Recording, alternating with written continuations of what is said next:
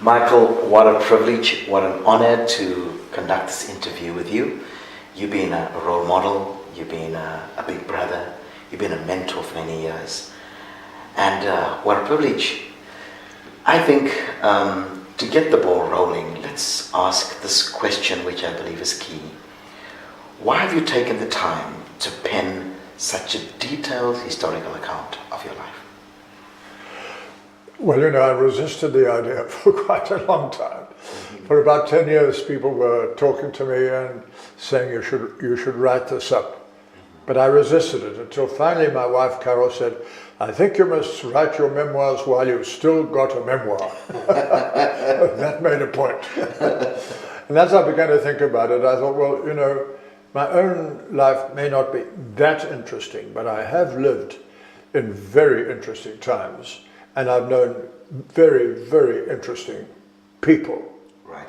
And I have a testimony to God's faithfulness through all of these years that we've worked on this continent. Indeed. So if I think of the people, you know, they range through from people like Nelson Mandela, President P.W. Botha, President de Klerk, former President Zuma, you know, and all of these exceedingly, you know, interesting people. And then on the religious side, leaders like Tutu, as I've said, and Billy Graham and John Stott and Angus Buchan. So many exceedingly interesting people and leaders. And as I tell about encounters with all of these people, it does make for a very interesting and intriguing story.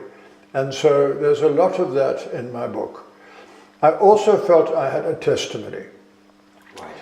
The main thing I wanted to do, and I did find this compelling in my spirit, was to talk about the goodness and faithfulness of God in Jesus Christ towards me.